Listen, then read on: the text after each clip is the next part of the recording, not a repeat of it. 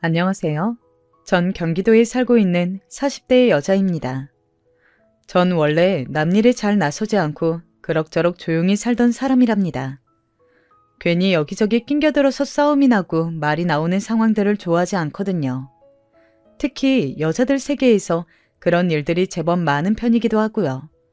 그런데 도저히 끼어들지 않고는 못 베길 상황이 나타나게 되었어요. 살다 내가 별일을 다 해본다며 스스로도 웃길 정도로 팔 걷어붙이고 나서게 되었답니다. 이건 다름 아닌 우리 신우 때문인데요. 사실 친가족 관계도 아니고 엄연인 남이 신우 때문에 왜 나서나, 그리고 뭔 일이길래 그러나 싶으실 수도 있으실 것 같아요. 하지만 제가 다른 복은 없어도 시댁복은 있어서 어머니랑 신우와 무척 잘 지냈어요. 의외로 남편과도 그닥 좋지도 나쁘지도 않게 지내고 있었고요. 왜냐면 우리는 소개로 만났고 아주 딱딱한 첫 만남으로 시작했거든요. 남편은 저한테 말하는 어투도 되게 기계적이고 어색했었어요. 안녕하세요, 정희 씨. 김 대리님께 들어서 아시겠지만 저는 김명철이라고 합니다. 이렇게 만나뵙게 되어서 반갑습니다. 아주 딱딱하게, 그것도 정없고 재미없게 말을 하더라고요. 그래서 이런 부분은 썩 마음에 들지 않았지만 그래도 이 남자 말이에요. 외모가 너무 제 스타일인 거예요. 물론 이 글을 쓰고 있는 지금은 그때에 비해 많이 빛바랬고 퇴색한 부분이 있긴 합니다만, 일단 이날만 해도 말이죠. 카페 입구를 지나 제가 있는 테이블로 오기까지 몇몇의 여자들이 이 사람을 쳐다봤었어요. 그리고 동시에 저에게로도 눈길이 떨어졌어요. 왜 저런 남자가 저런 여자를 만나지? 이런 눈빛들로 쳐다보는 게 너무 느껴지더군요. 하지만 저도 그닥 불쾌하진 않았던 게 딱 봐도 제가 평소에 만났던 남자들과는 전혀 다른 급이었거든요. 안녕하세요, 명철 씨. 얘기 많이 들었어요. 김 대리님이 엄청 칭찬하시더라고요. 저도 너무 반가워요. 저기, 음료 어떤 거 드실래요? 제가 먼저 시켜볼게요. 이때 전 어떻게든 냉정 상태를 유지하려고 하면서도 이 키 크고 훈훈하게 생긴 남자를 놓치고 싶지 않아서 갖은 필살기를 다 부려보게 되었답니다. 그냥 길 가면서도 대충 키는 180을 훌쩍 넘긴 남자는 눈길이 가게 되잖아요. 게다가 어깨도 딱 벌어지고 눈썹도 진하고 눈은 크면서도 엄청 순한 눈매를 하고 있었어요. 만나다 보니 점점 정이 들면서 이 사람이랑 결혼하고 싶은 생각이 있었기에 이쪽 집에 들려보게 되었답니다. 인사드렸을 당시 어머니는 서글서글한 인상으로 세 보이지 않으신 분이었고, 저보다 한 살 어리다는 여동생, 그러니까 지금의 제 신우 말이에요. 그때 보니 너무 순하고 착해 보이는 거예요. 그러면서도 어쩜 그렇게 센스 있게 제 가려운 곳을 쓱쓱 긁어주든지, 얼굴도 예쁘고 귀엽고 자기 오빠 닮아서 보통 미모가 아니기도 했답니다. 이런 여동생이 있으면 좋겠다는 생각이 들 정도로 너무 착하고 사랑스러운 사람이었어요. 웬만해서 제가 같은 여자한테 이런 칭찬 잘 안 하는데, 하여간 뭐 심은데 뭐 난다고 이 남매들은 외모도 훌륭하고 성격도 수더분했어요. 어머, 오빠한테 듣던 대로 정말 미인이시다. 저도 정혜 언니 한번 만나보고 싶었어요. 저희 오빠가 너무 표현도 서툴고 말도 없어서 답답하지 않으세요? 그래도 얘기 들어보면 오빠가 정말 언니를 되게 아끼고 좋아하는 것 같더라고요. 저한테도 언니 오늘 오면 잘해주라고 어제 부탁했었어요. 오빠가 그런 말하는 거 정말 처음 봤어요. 저희 오빠 잘 부탁드려요. 이렇게 깜찍하게 말을 해오니 어찌 이쁘지 않을 수가 있겠어요. 초면이니까 그냥 서로 좋자고 하는 얘기가 아니라 진심을 담아서 전하는 게 느껴지더라고요. 그 정도로 착함이 뚝뚝 묻어나는 아주 서글서글하고 순한 사람이었어요. 이후에 우리는 정말 일사천리로 쭉쭉 일이 진행되어서 결혼을 하게 되었고요. 그 다음에 바로 귀여운 아들을 낳게 되었답니다. 연년생으로 딸을 또 낳게 되었는데 이렇게 뭔가 순탄하게 흘러가는 것 같았지만 그렇지가 않았어요. 제가 너무 철이 없었던 걸지 몰라도 사랑하는 사람과 함께 결혼해서 살면 다 행복할 줄 알았거든요. 남편이 되었고 애도 둘이나 낳았고 이제 열심히 서로 도와가면서 살면 된다고 생각했어요. 그런데 애 하나랑 둘의 삶은 천지 차이더라고요. 몇 년생으로 딸을 낳고 쉴 틈 없이 큰일을 경험한 제 몸은 아주 안 좋아졌고 전 이때 청첩병력 같은 이야기를 병원으로부터 듣게 되었어요. 이때 너무 막연하게 들려지면서 뭔가 이 말과 제 인생이 다 따로따로 놀고 있는 것처럼 느껴지더라고요. 왜 갑상선 암이라는 단어와 제가 하나가 되어야 했던 것일까요? 선생님, 암이라고요? 세상에, 저 애가 둘이에요, 선생님. 이렇게 갑자기 걸릴 수도 있는 거예요? 물론 갑자기 걸린 건 아닐 거고 저도 그 전에 건강에 대해 무척 둔감했던 터라 얼마든지 징조가 있었을 거예요. 아무튼 제가 정확하게 인지하고 알게 된 때가 너무 갑작스러웠으니 견디기 힘들었죠. 이 사실을 알게 된 우리 친정 엄마는 하늘이 무너지는 듯한 얼굴을 하고 도통 정신을 못 차리더군요. 연년생 손주 손녀 돌보느라 엄마도 진이 빠지고 이제 한계라고 하셨는데 그 와중에 딸이 이렇게 아프다고 하니까 엄마도 너무 기가 막혔나 봐요. 설상가상으로 엄마도 건강 상태가 나빠지면서 저는커녕 우리 애들까지 신경 써주실 수가 없게 되었어요. 그런데 그 순간 신우가 갑자기 연락을 해왔어요. 어머, 새언니, 어떡해요. 너무 힘드시겠다. 제가 뭐 도와드릴 건 없을까요? 저 마침 이번에 2월에 일을 그만두게 되었어요. 몇 달간은 도서관 다니면서 공부하고 다른 걸 준비하려고 했거든요. 제가 언니네 가서 연우랑 연진이 같이 봐드릴까요? 그 정도는 해드릴 수 있어요. 언니 너무 힘드셔서 어떡해요? 이렇게 진심으로 저를 걱정하며 말해주던 신우 반응을 생각하니 저도 너무 어려워하지 않고 도움을 부탁하게 되었어요.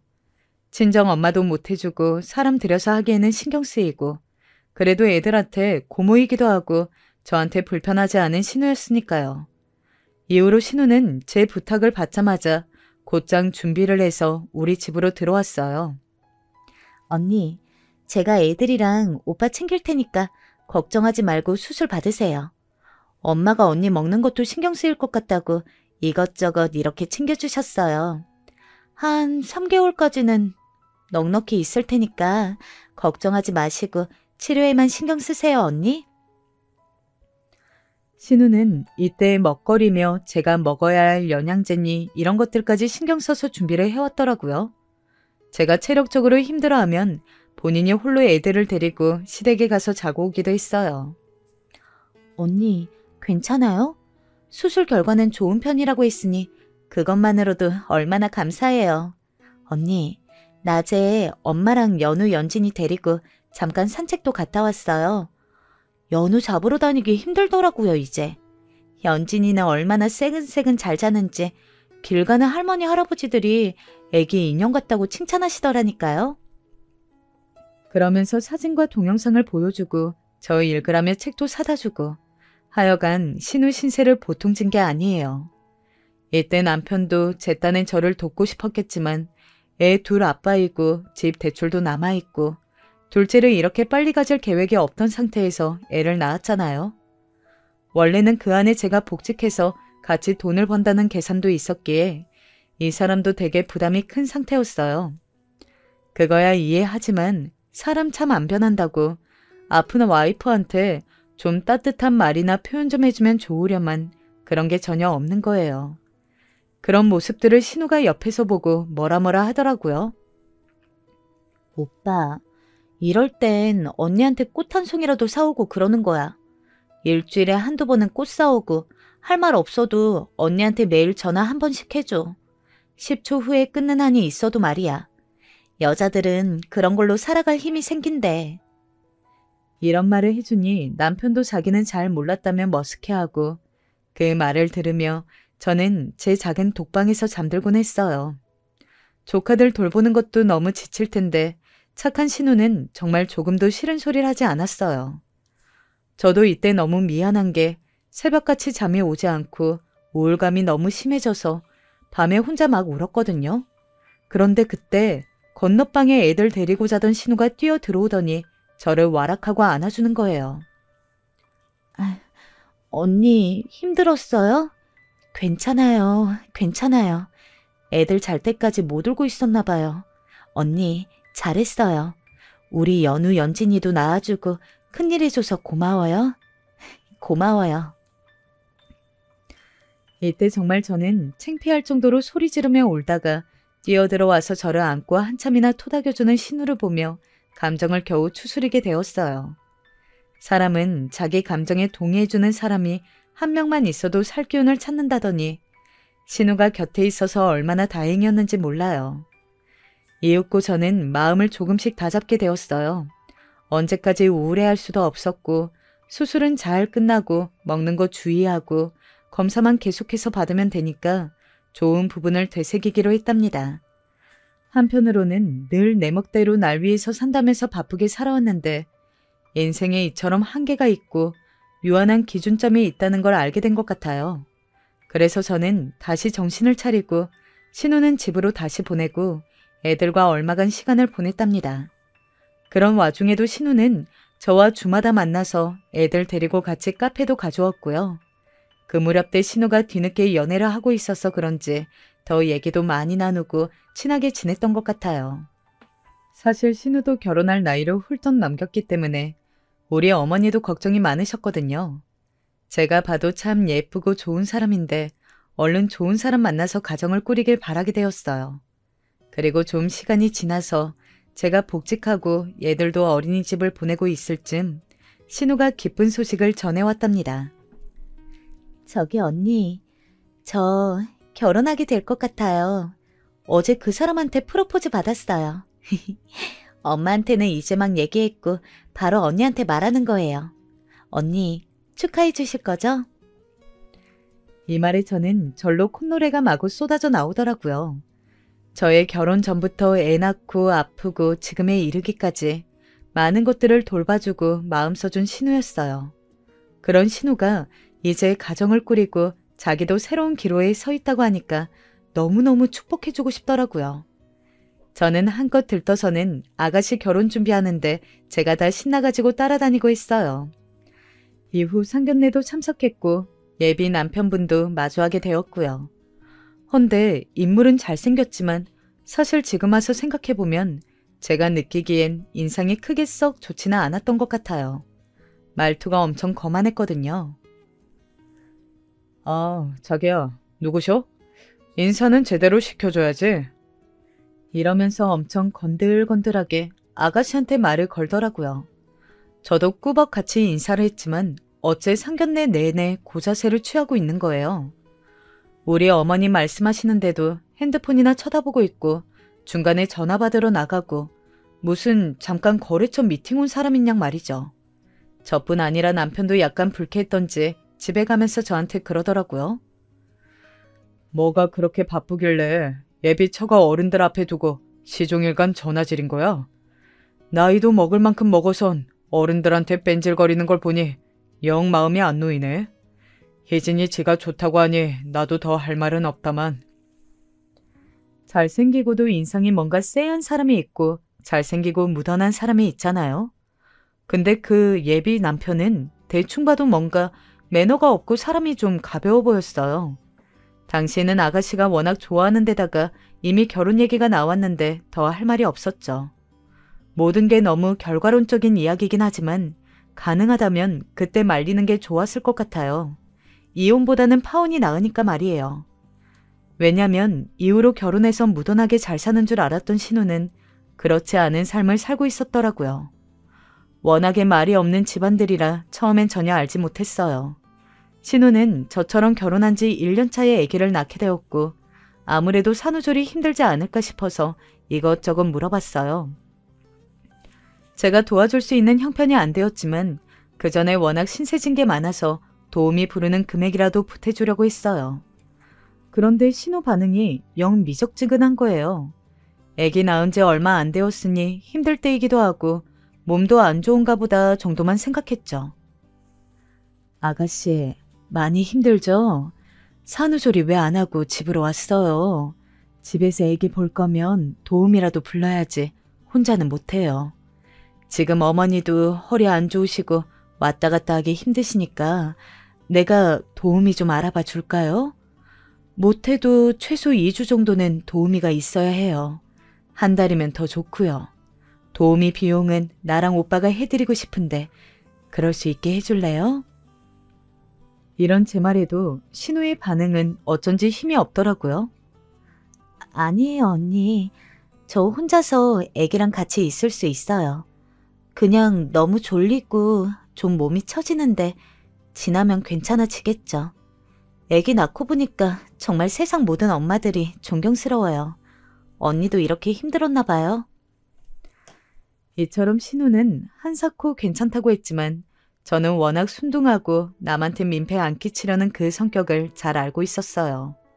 게다가 이 무렵쯤 남편으로부터 이상한 소리를 듣기도 했거든요.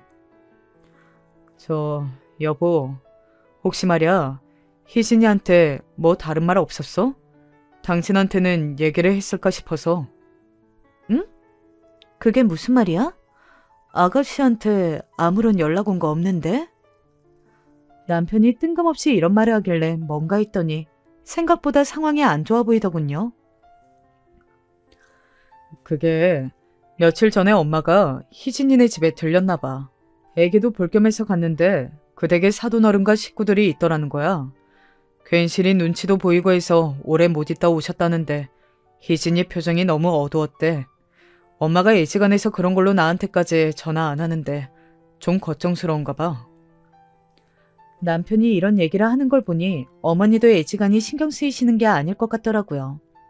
한편으론 제가 그렇게 힘들어할 때는 남편이 그다지 다독여주지 않았는데 막상 자기 여동생이 그렇다고 하니까 신경 쓰이는 것 같았어요.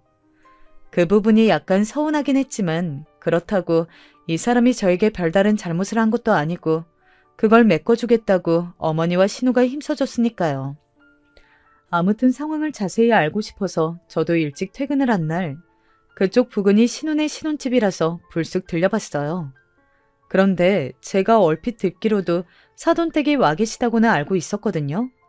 역시나 들어갈 때도 계셨고 저를 보더니 썩 반기는 표정이 아니신 거예요. 아, 안녕하세요. 그때 상견례랑 결혼식 때도 뵈었던 것 같은데 그 누구지? 오빠 부인 새언니라고 했죠? 우리 며느리한테 들었어요. 아주 사이좋게 잘 지낸다고.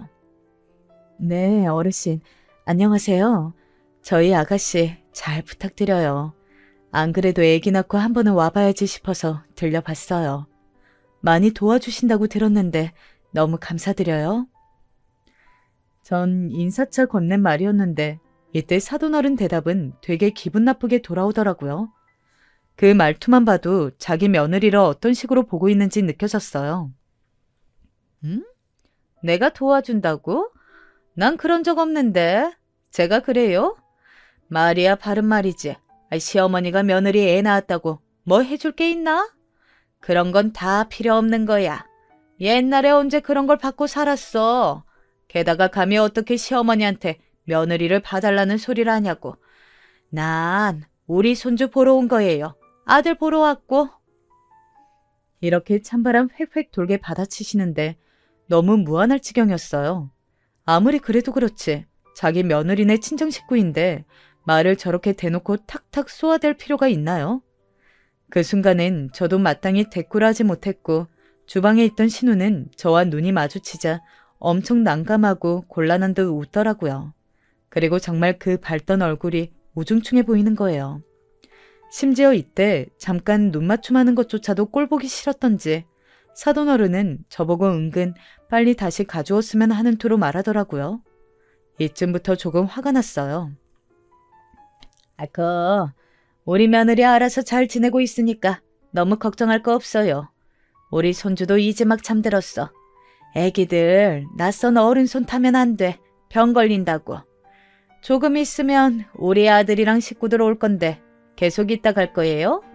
나는 쟤한테 자기네 식구 온다는 말도 못 들었어.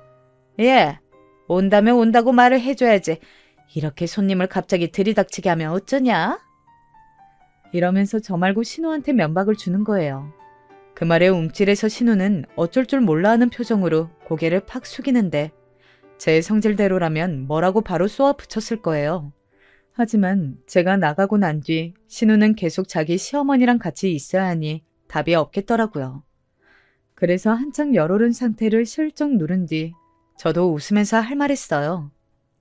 어머, 아가씨가 부른 게 아니고 제가 온 거예요, 사돈어른. 여하튼 오늘은 제가 갑자기 들려서 죄송하고요. 이후로는 우리 조카 보러 저도 자주자주 들려볼게요. 오늘 이렇게 가는 게 너무 아쉬워서요. 그럼 안녕히 계세요, 사돈어른. 이러고 제가 훅 일어서자 그 사돈어른은 아주 못마땅하다는 얼굴로 저를 응시하더라고요. 진짜 저랑 고부관계로 만났으면 가만 안 있었을 텐데 한 달이 건너 시어머니라 뭐라 하지도 못하고 그냥 참고 나왔어요. 한 가지 마음에 걸리는 건 신우가 너무 살이 빠져있고 얼굴색이 나빴다는 거죠.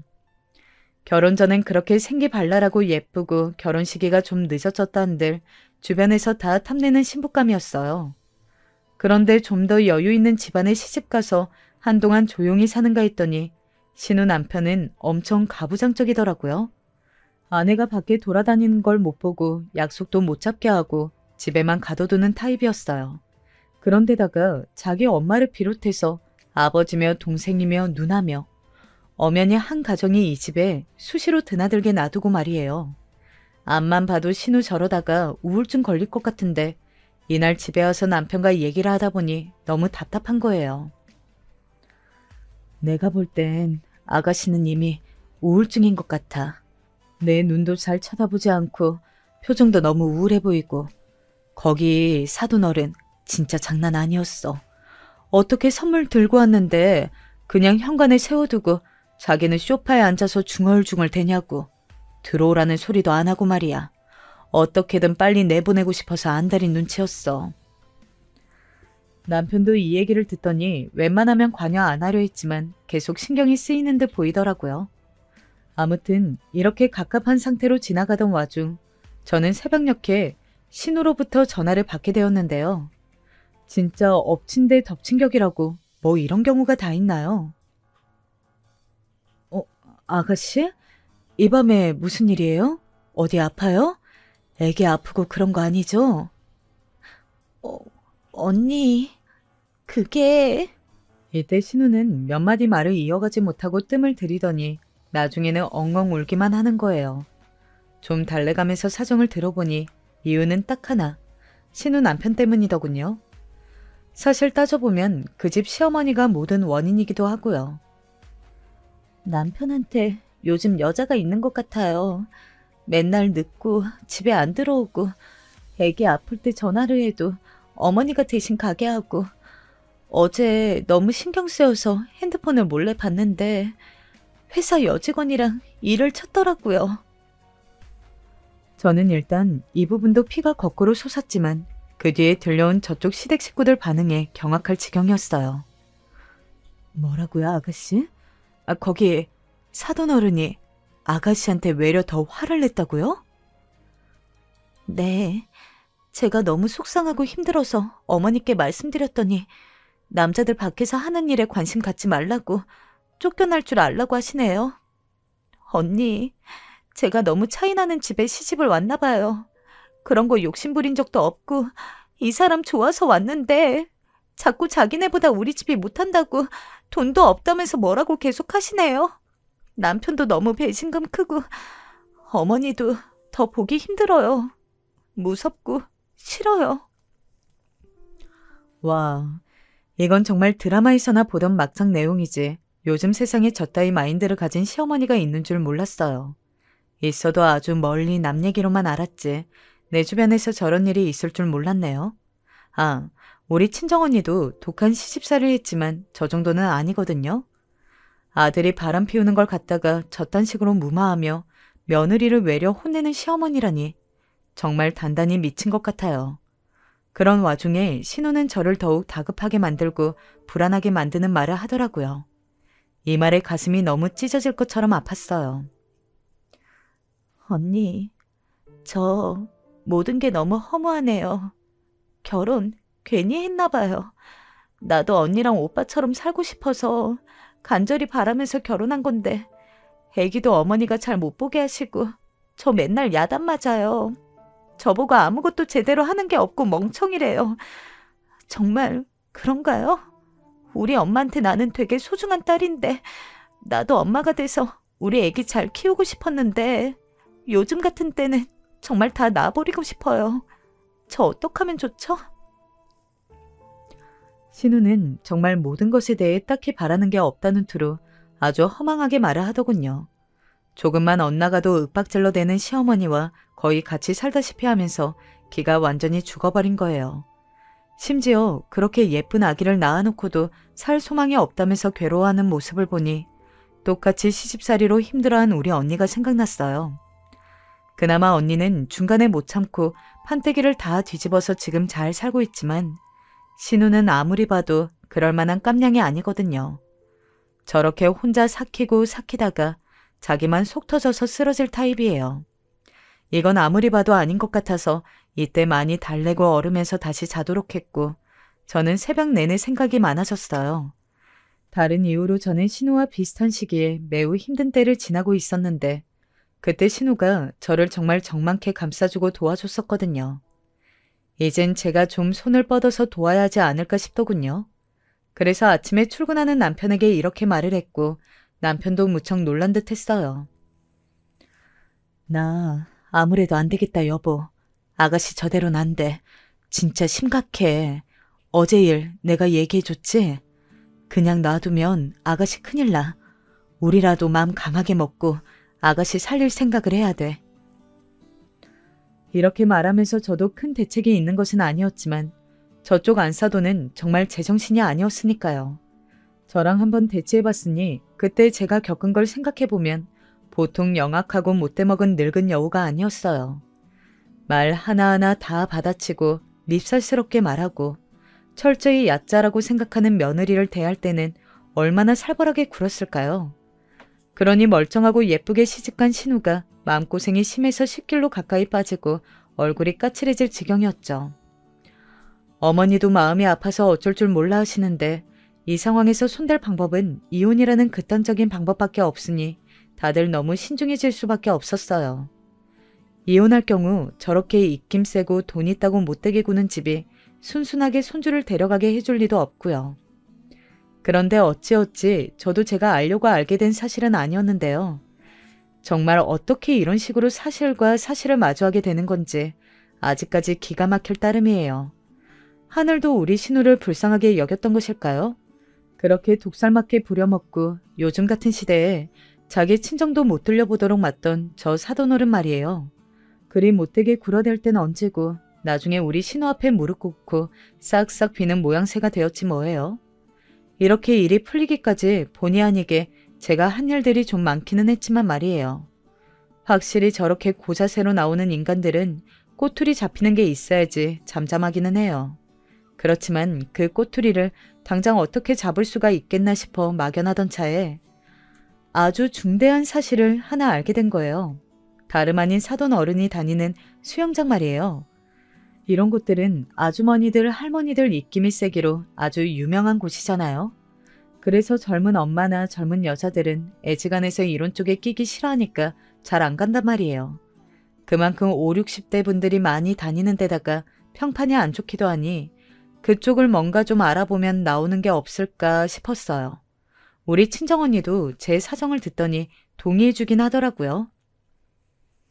맞아. 다 그런 건 아니지만 보통 그런 아줌마들 다니는 수영장들 보면 그 안에 파벌이 다 있다니까. 하나같이 다들 성질이 사나워. 게다가 그 나이쯤 되면 남편들이랑 사이도 안 좋고 젊은 수영 강사한테 잘 보이려고 찍어 바르고 오는 아줌마들도 많아. 근데 내가 듣기에도 니네 신우네 시어머니는 진짜 역대급인 것 같아. 어떻게 아들 바람을 눈 감아주라고 시키냐? 며느리를 얼마나 바보 천체로 보는 거야? 아 그리고 난 니네 신우도 답답해. 어떻게 그런 말을 듣고 가만히 있냐고. 지 팔자 지가 꼬는 거야. 그런 소리 듣고도 앵하고 울고 있으니까 더 만만하게 보는 거야. 우리 친정 언니는 답답해서 이렇게 말을 하고 남들 눈에는 우리 신우가 그렇게 보일 수도 있다고 생각은 돼요. 하지만 세상에 그렇게 이성적이고 남들이 원하는 대로 딱딱 다 맞게 돌아가는 사람들만 있는 건 아니잖아요. 게다가 그 사돈 어른은 직접 마주했을 때 정말 뭔가 말을 제대로 걸 수 없는 엄청난 아우라가 풍겨나오는 사람이에요. 아주 싸나운 얼굴을 하고 있고 키도 크고 귀골이 장대한 데다가 엄청 뭘 주렁주렁 달고 있고 늘 입술도 새빨갛거든요. 누구건 기싸움에서 밀릴 수밖에 없는 몰골을 하고 있으니 우리 신우같이 순한 사람은 그냥 바로 밀려버린 거죠. 애 때문에 이러지도 저러지도 못하고 당하고만 있는 신우를 보니 더 두고 보기 힘들어서 저는 바짝 상황을 조절해보기로 마음 먹었어요. 신우 말로 그 사돈이 다니고 있다는 수영장은 제 친구네 친정엄마가 다니시는 고급 문화센터랑 같은 곳이었거든요. 집이 좀 잘 사는 친구였는데 얘한테 대충 사정을 말하고 우리 사돈 어른에 대해서 물어봤어요. 자기 엄마한테 물어봐 준다더니 하루쯤 지나서 연락이 왔더라고요. 들어보니 역시는 여시였어요. 사람이란 참 어딜 가도 똑같더라고요. 엄마한테 물어보니까 그 윤정자라는 아줌마 장난 아니라는데? 그 아줌마 진짜 성질도 엄청 세서 맨날 사람들이랑 싸우고 다니고 텃세 부리고 여왕벌 노릇한데 엄마도 몇 번 부딪혔는데 이제 같이 끼기 싫어서 얼마 전에 옮겼나 봐. 그리고 진짜 웃긴 얘기가 있는데 이후로 이어진 친구의 말을 듣고 기함을 토하면서도 한편으론 잘됐다 싶어 침이 꼴깍 넘어가면서 막 긴장이 되더라고요. 그 아줌마 새로 오는 수영 강사마다 다 건드려 본다나 봐. 어우 징그러워 죽겠지 뭐야. 그렇게 젊은 30대 강사들한테 집착하고 장난 아니래. 다른 아줌마들이랑 엮일까봐 지레 겁먹고 파벌 만들고 괴롭히고 말이야. 아니 환갑된 아줌마이자 할머니가 왜 그러는 거야? 아들, 딸, 며느리도 있고 손주도 있으면서 기가 막힌다 진짜. 여기까지 얘기를 들으니 저는 더 기다릴 수가 없어서 그 부분에 대해서 자세히 캐보았어요. 똑같이 꼬투리 잡아서 덤비기에 이만한 주제가 어디 있나 싶어서 놀랍기도 하고 스릴도 느껴지더라고요. 그러면서 고개가 끄덕여지는 게 나이 먹고 할머니가 되어서도 저렇게 딴짓거리를 하고 다니니 지 아들도 저러나 싶어서요. 게다가 어떻게 자식까지 낳아놓은 자기 아들이 딴 여자랑 놀아나도 놔두냐고요. 심지어 그걸 눈 감아주도록 우리 신우를 몰아붙였고 이후에는 자기 아들에게 그걸 또 일러 바쳤나 봐요.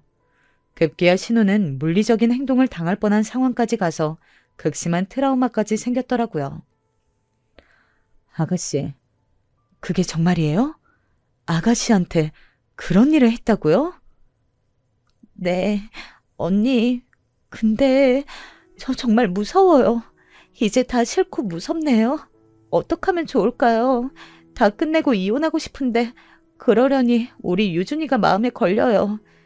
저만 나가게 될 것 같아서요. 우리 유준이 없으면 전... 여기까지 듣고 있으니 너무 가슴이 답답해져서 정말 민폐인 거 알면서도 친구네 엄마께 제가 직접 전화를 드렸어요. 저도 살다 별 오지랖을 다 부린다 싶었지만 이건 정말 근처에서 일어나는 일이라면 두고 보기 힘든 일이잖아요.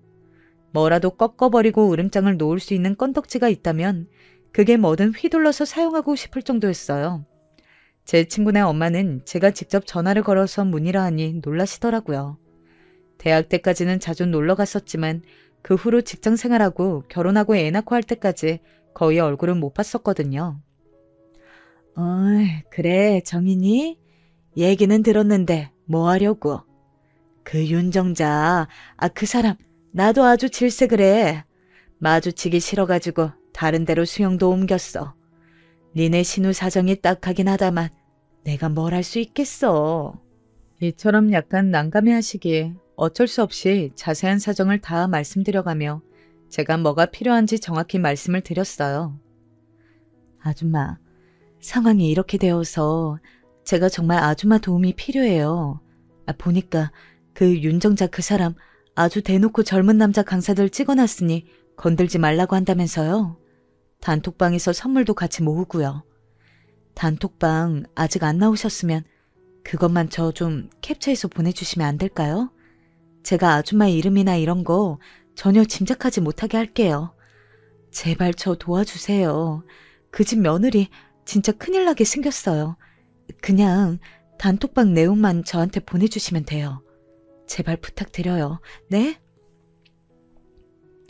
하도 제가 졸라대고 어쩌고 하니 한 10여 분쯤 지나서 겨우 승낙을 해주시더라고요. 아휴, 그래. 알게 뭐야. 나도 어차피 썩 감정도 안 좋고 아주 가찮지도 않았어. 그 나이 먹고 가정 있는 여자가 뭐 세상 무서운 것 없는 것처럼 그렇게 막 사나 싶더라고. 어차피 수영장도 옮겼고 마주칠 일도 없어. 그럼 내가 효진이 시켜서 그쪽으로 보내줄게. 대신 진짜 내가 보내준 거 모르게 해야 돼? 알았지? 이리하여 저는 단톡방 캡처본 몇 개를 받아보게 되었는데요. 혹시 몰라서 단톡방에서 그 윤정자 사돈어른이 떠들어대는 내용과 함께 프로필 사진을 클릭했을 때 뜨는 전화번호까지 다 캡처를 받아두었어요. 나중에 자기가 말한 거 아니라고 잡아댈 수 있으니까요. 그리고 그 안에 도는 내용들은 참 기가 막히더라고요. 안에서 새는 바가지 밖에서 샌다고 역시나 밖에서도 말 못되게 하는 건 여전했고요. 자기 아들보다 어린 젊은 강사 멋지다면서 온갖 추잡한 표현과 치정극을 벌여가며 그 수영장 아줌마들에게 으름장을 놓는 모습이란 아주 굉장했어요. 거기 내용들을 한번 첨부해볼게요. 그 사돈 어른이 떠들어댄 내용인데 차마 눈뜨고 다 읽을 수 없는 내용이라 그나마 순화시켜서 적어봅니다. 워낙 민망한 표현들이 많았거든요. 우리 강사님 너무 멋지지? 공식적으로 내 애인이나 마찬가지니까 진바를 생각들 하지 마. 강사님도 나한테만 탁 붙어서 가르쳐주는 거 봤지? 하여간 몸매도 너무 멋지고 왜 이제 알게 되었는지 너무 안타까워. 할아버지 같은 남편이랑 같이 살다가 이렇게 멋진 강사님 보니까 제대로 눈호강아지 뭐야? 딱 10살만 젊었어도 새로 시집갔을 거야. 자기들이 봐도 나 가능성 있어 보이지? 그리고 어제 보니까 미자씨 엄청 우리 강사님한테 들러붙더라. 적당히 들러붙어 머리채 잡히기 전에. 강사님 내 거라고. 여기까지 읽고도 얼마나 기가 차던지. 아니 나이 먹을 만큼 먹은 할머니 아줌마가 이게 뭔 추태인가요? 저는 이 사실에 대해서 따로 남편이나 저희 시어머니께 말씀드리진 않았고요. 신우에게 간단히 이야기를 했어요. 그리고 다짐도 받아두었고요. 아가씨, 그래서 아가씨는 정말 이혼할 생각이 있어요? 이혼할 각오가 없다면 저는 이 이상 도와줄 일이 없어요. 아가씨 각오가 중요해요. 유준이 데리고 나와서 살 생각이 있으면 도와줄 것이고 아니고 어영부영 또 덮고 살면서 참다가 골병 나서 죽을 거면 저는 못 나설 것 같아요. 어떻게 할래요? 그러자 신우는 그 말에 울음을 터뜨리면서 앞으로 살아갈 길이 무섭지만 이혼을 했으면 한다고 하더라고요. 이대로 저 혼자 유준이 키우는 것도 겁나지만 이렇게 사는 것보단 나을 것 같아요. 이혼하고 싶어요, 언니. 하긴 비밀번호 누르는 소리만 들어도 기절할 것 같은 시어머니의 바람을 아무렇지 않게 펴대고 그걸 지 엄마한테 일렀다고 손을 대는 남편에 어떤 여자가 그런 집에서 천년 만년 살 수 있겠어요? 요즘 같은 세상에 말이에요. 결국 저는 더 오래 생각하지 않고 신혼의 집에 그 사돈 어른이 있을 때쯤 맞춰서 방문하게 되었어요. 여지없이 또 갑자기 들이닥친 저를 보며 사돈 어른은 불쾌하다는 듯이 쏘아붙이더라고요. 뒤이어 완전히 바뀌어버릴 자기 입장은 생각도 안 하고 말이에요. 아니, 연락이라도 하고 오셨어야지. 전에도 말하지 않았나요? 우리 며느리가 이래서 문제야. 아무 때나 자기 식구가 드나들게 하고 말이야. 예, 새아가. 아직도 너는 네가 이 집 시집 왔다는 자각이 없어? 없냐고. 사돈 어른은 절 보고 뭐라 하다가 곧장 몸을 돌려서 주방 쪽에 서 있는 우리 신우한테 대차게 소리를 지르더라고요. 진짜 너무 넌더리가 나는 이 모습에 저는 곧장 용건부터 말했어요. 전 사돈 어르신 연락처를 몰라서요. 이렇게 직접 찾아올 수밖에 없었어요. 드릴 말씀이 있는데 전화번호도 뭣도 없고 그러니 이렇게 집에 와서 얘기해야지 뵐 수 있겠나요? 에? 나요? 나 말이에요? 나한테 뭘? 무슨 드릴 말씀이 있길래? 사돈어른은 아주 황당하고 얼척없다는 듯 저를 아래 위로 훑어보더군요. 이참에 전 그냥 할 말을 다 쏟아버리게 되었고 거만한 얼굴로 저를 내려보던 사돈어른은 점점 코를 숨을 아주 가쁘게 몰아쉬더라고요. 이래서 사람은 죄 짓고 살면 안 되는데 보통 그럼 안 되는 인간들이 죄 잘 짓고 살더라고요.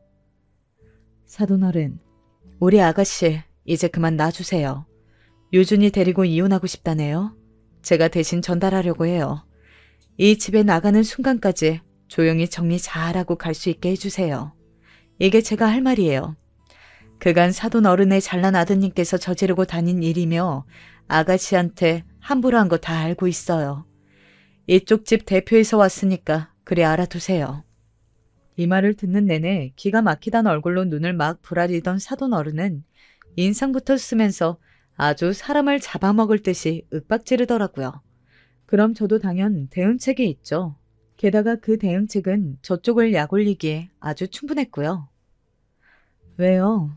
본인도 아들뻘과 마음껏 바람 피우고 다니시니까 별것도 아닌데 우리가 난리인 것 같으세요? 근데 아들도 아시나? 아니, 저기 뭐야. 온 가족이 다들 알고 있는 거예요? 그럼 더 막장인데? 이딴 막장 집안에서 어떻게 애를 키우라는 거예요? 정신병자도 아니고 원. 뭐? 야, 너 지금 뭐라고 했어? 뭐? 사돈어른은 그 자리에서 일어나더니 동공이 마구 흔들리면서 막 어깨까지 떨더라고요. 어찌나 목소리는 또 기차 화통 같은지 하여간 성량 엄청나다 싶었어요. 저도 알 건 다 알고 왔어요. 이렇게 소리 지르고 일 키워서 그쪽 좋으실 일 하나도 없을걸요? 듣자 하니 여기 회사 가족이 다 같이 하는 거 아니던가요? 거기에 사모님이 젊은 수영 강사들이랑 맨날 놀아난다는 거 퍼뜨리면 어떻게 되는 거예요? 대체 뭔 스트레스가 그렇게 많으시길래 남편 놔두고 젊은 남자들이랑 놀아나고 그러고 며느리네 와서 아주 피를 말려 죽일 정도로 길을 잡고 사시냐고요. 자식들은 다 알아요? 다 아냐고요. 점점 세게 나가니 이후로는 그 쇳소리 같은 목소리 볼륨을 낮추고 아주 조곤조곤 화를 내더군요. 그래봤자 칼자루는 제가 쥐고 있는데 말이에요. 그쪽이 뭘 한다고 그래. 대체 어디서 뭐라고 그런 소리를 하는 거야? 좌우지간 시끄러우니까 나가요. 나가라고요. 뭘 나가요. 얘기가 안 끝났는데. 그런 식으로 얼버무리지 말고 애기 똑바로 하세요. 저요, 사돈 어른이 노란한 거 증거 다 갖고 있어요. 우리 아가씨한테 하는 짓거리 진짜 못 참겠어서 벼르고 있었는데 알아서 이런 내용들이 굴러 들어오더라고요. 그러게 왜 그렇게 나이 먹을 만큼 먹으신 어르신께서 추접하게 사셨어요? 이거 확 다 아드님이랑 가족들 하는 회사에 까벌릴까요? 그럼 거기 남편분께서도 본인 마누라가 남자들이랑 놀아난 거 다 덮고 사신대요? 그건 아닐 것 같은데요. 사돈 어른도 돈푼 없이 여기 시집 오신 거라면서요. 이쯤 얘기가 진행되자 오래도록 아주 불편한 침묵이 감돌게 되었어요.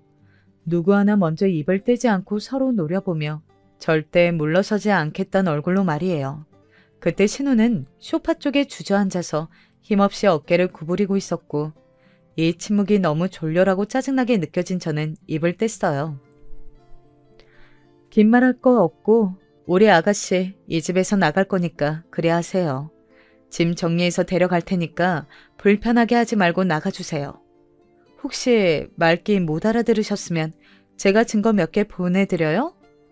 보니까 단톡방에서 아주 세상 무서운 거 없이 거하게 노셨던데요. 저한테 제보해준 사람이 몇 명인지 몰라요. 여기 풀까요? 아니면 가족들 계신 곳에 다 프린트해서 쫙쫙 돌릴까요? 솔직히 이 말을 했을 때 저는 당장 눈앞에 보여달라고 할 줄 알았어요. 그러면서 저 성질대로 더 독서를 퍼붓거나 아니면 뭔 사단이 날 거라고 상상을 했죠. 저도 그만한 담력까지는 없기 때문에 약간은 긴장하면서 말을 했는데요. 너무 이해가 안 되는 건 그 뒤에 이어진 반응이었답니다. 보통은 애지간해서 저렇게 상대가 주장이 되면 한 번은 뭔지 보자면서 내놓으라고 하지 않나요? 근데 얼마나 자기도 찔릴 것이 많으면 굳이 보여달라 소리를 안 하더라고요. 제가 저 정도까지 오픈한 내용만 듣고도 어느 정도 짐작이 되었나 봐요. 그냥 곧장 바로 무릎이 땅에 떨어질 정도로 엎드리더니 제발 가족들에게 오픈하지 말아달라고 사정을 하는 거예요. 그것도 싹싹 애타게 비는 것이 아닌 아직 자존심이 남아있는 고자세로 말이에요. 저기, 그쯤 하고 그만해줘요. 이런 걸로 뭘 이혼을 해? 그리고 왜? 아무튼 내 얘기는 그쯤 해달라고. 가족들한테 보내던지 그딴 짓 하지 말라고. 그리고 그거 다 지워줘요. 이제 내가 문제없이 처리할 테니까. 점점 알아들을 수 없이 또 꼴에 자존심이 있어서 저런 횡설수설을 해대는 모양새를 보고 전 안 된다고 얘기했어요. 아니요. 이러나 저러나 아가씨는 이혼할 생각이었고요. 그러려던 차에 마침 사돈 어른이 저지르고 다닌 불장난들이 우리 눈에 띈 것뿐이에요. 곱게 이혼시켜서 손주까지 데리고 나가도록 해주세요. 안 그러면 이거 다 주변에 뿌려서 남들이 보기에도 이 집에 애 못 키울 집안인 거 알게 해드릴 거예요. 게다가 우리 아가씨 남편인 그대 아드님 말이에요. 회사 여직원이랑 놀아난 거 회사에 다 퍼지면 어떻게 되는 거예요? 실장님인지 뭔지 허울 좋게 앉혀두고 물려줄 작정이었나 본데 여론 엉망진창되면 잘난 회사 아들한테 물려줄 수 있겠냐고요. 사돈 어른도 눈밖에 났는데 아드님까지 개망신당하면 모자가 쌍으로 회사매 집에서 쫓겨나겠네요. 그래도 괜찮으신가요? 결국 이렇게 단지 쐐기를 박는 바람에 모든 것이 일단락되었고요. 신우는 그날 저랑 반나절 가까이 필요한 것들을 챙겨가지고 그 집에서 나왔어요. 이혼을 한 것도 아니고 조종도 아닌 시기에 이렇게 짐들을 갖고 게다가 아기를 데리고 일찍 나와버린 게 불리할 수도 있다는 주의를 듣긴 했지만요. 이후에 웬일로 순순하게 이혼으로 이야기가 넘어가게 되었어요. 알고 보니 꼭 저 일 때문이 아니라 신우 남편이 이미 마음이 훌쩍 떠나 있었던 상태였기 때문에 이혼 얘기를 대수롭지 않게 생각하고 있더군요. 단지 저 집 시어머니가 손주를 뺏고 며느리만 내쫓을 예정이었던 것 같아요. 하지만 흠이 왕창 잡혀버렸으니 어쩌지도 못하고 손주는 며느리 손에 뺏기게 된 거예요. 상간녀 관련 자료도 제대로 알아보지 못했던 우리 신우는 그냥 눈만 멀뚱히 뜨고 애만 놔두고 나올 뻔했었는데 결과적으로는 잘된 거라고 볼 수 있겠죠. 이후 얘기를 신우한테 들어보니 참 모든 게 잘 되었고 속 시원하게 박살내 주었단 생각이 들었어요. 어머니가 며칠 전에 연락이 왔어요. 유준이 만나게 해줄 거냐고 하더라고요. 그래서 제가 그럴 생각 없다고 했어요. 애 아빠도 애한테 관심이 없고 만날 생각이 없는데 왜 시어머니한테 제가 애를 보여드려야 하는 건지 이제서 좀 정신이 들더라고요. 연락하지 마시라고 끊고 차단했어요. 그렇게 애를 뺏겨놓고도 이내 미련이 남아서 손주 가끔씩 보여주면 안 되냐고 구걸하는 전화를 했더니 기가 막혔어요. 한편으로는 절대 앞으로 다신 보여줄 생각이 없다는 신우의 다짐을 들으며 이제서 속 시원한 느낌이 들었어요. 남편과 저희 시어머니는 그저 저를 영웅 보듯이 한답니다. 예, 연우의 미야. 내가 정말 너 볼 낯이 없다. 그냥 이대로 눈 뜨고 딸 맨몸으로 쫓겨나는 꼴을 볼 뻔했어. 정말 너한테 너무 고마워서 어쩌냐. 고맙고 미안하다. 어머니는 이렇게 목매인 소리로 전화를 해오셨고 남편 역시 그 무뚝뚝하고 멋쩍은 표정으로 말하더라고요. 고마워. 내가 해줄 수 없는 걸 당신이 해줬어. 진짜 고마워. 이리하여 신우는 애를 데리고 친정에서 살고 있고요. 저희는 저희대로 열심히 살아가고 있어요. 저도 남일에 이 정도까지 에너지를 쏟아본 건 처음이자 아마 마지막이 될 것 같아요. 2번 다시는 간 떨리고 심장 약해서 못하겠더라고요. 하지만 정말 저에게는 마치 자매 마냥 잘해주고 자기 모든 것을 내어주었던 신우인데 그렇게 당하고 사람이 피폐해지는 꼴을 그대로 두고 볼 수가 없었어요. 게다가 남편이 바람을 피웠는데 외려 적반하장으로 험한 꼴을 더 당하게 되고 이혼의 애까지 뺏길 뻔한 게 말이나 되나요? 나설만 해서 나섰고 한편으론 나선다고 다 해결되는 게 아닌데 잘 해결된 게 그저 다행이고 신기할 뿐입니다. 여기까지 제 얘기 들어주셔서 감사합니다. 모두들 좋은 하루 되세요.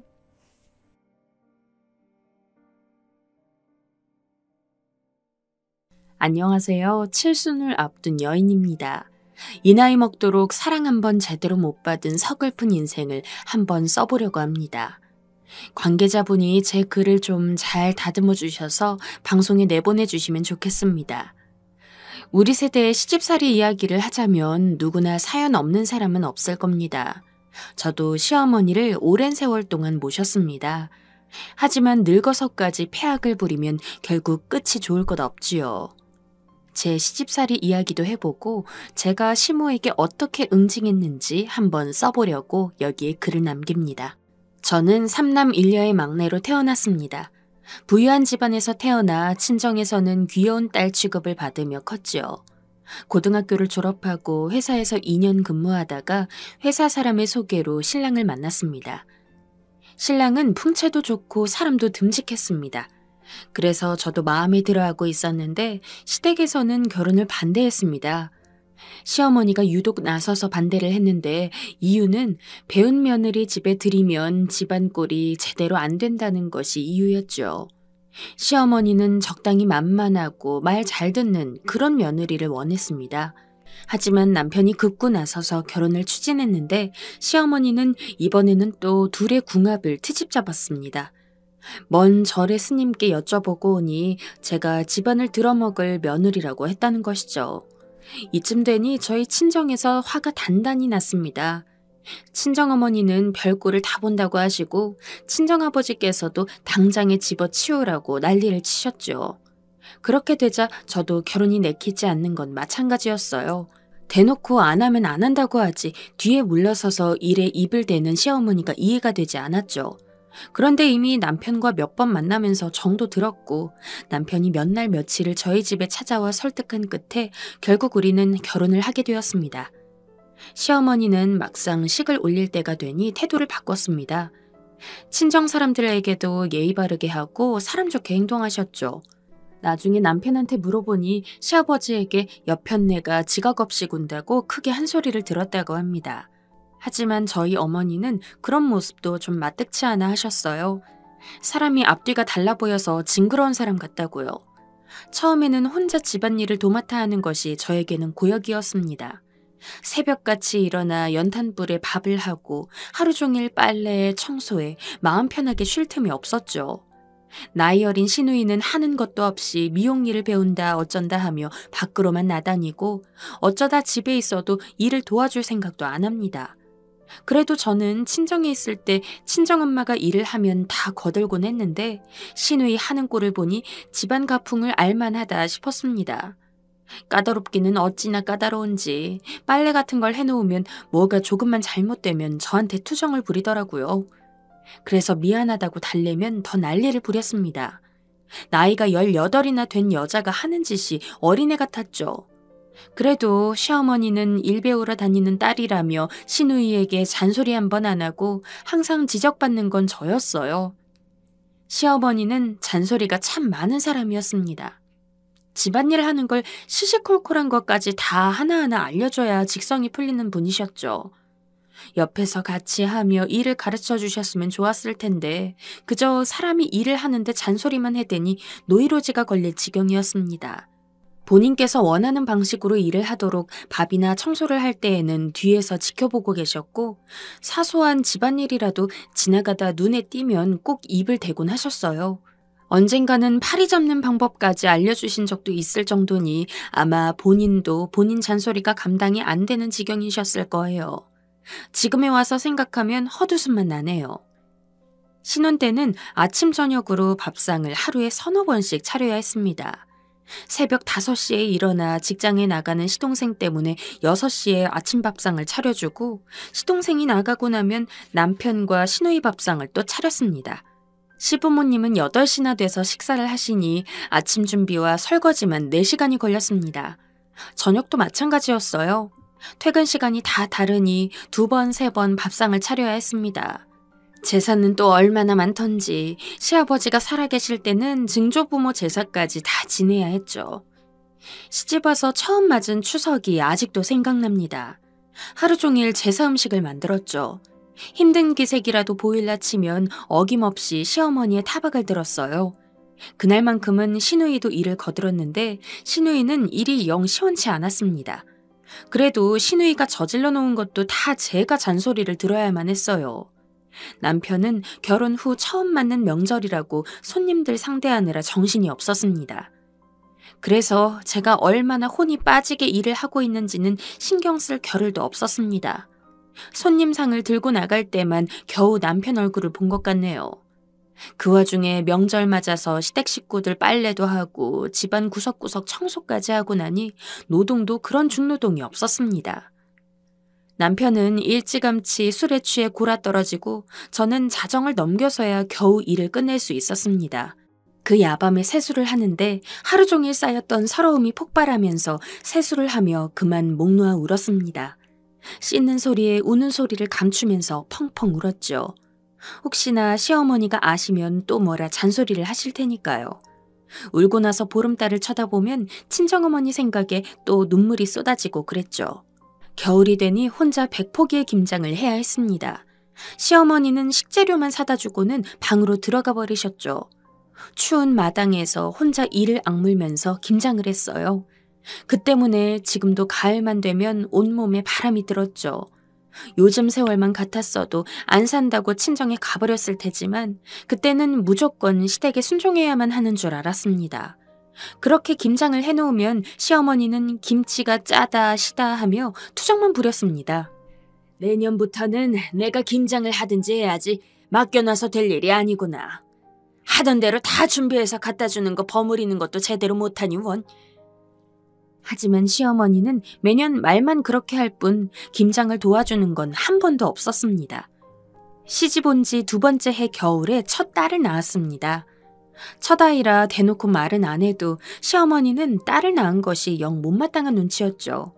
몸조리를 하면서도 밥이나 얻어먹었지 그 외에는 대접을 받아본 것이 없습니다. 옛날에는 3-7일이라는 것이 있어서 애를 낳고 21일간은 몸조리를 시켰어요. 그래서 그동안에는 일을 하지 않았죠. 매일 밤 이불을 뒤집어 쓰고 날이 가지 않기만을 얼마나 간절히 원했는지 모릅니다. 하지만 시어머니는 달력을 보고 셈을 꼽아가며 어서 3주가 지나가기만을 빌었죠. 21일이 지나자마자 새벽같이 불호령이 떨어졌습니다. 산후조리도 제대로 못하고 다시 고된 일을 시작했죠. 그리고 2주 뒤에 또 구정 명절이 되었습니다. 옛날 설에는 친척들이 있는 대로 다 모여들죠. 윗동네 아랫동네 사람들까지 왔다 갔다 하면 일주일 내내 손님이 끊이지 않았습니다. 그러면 갓난애는 방에다 뉘어놓고 하루 종일 일을 했어요.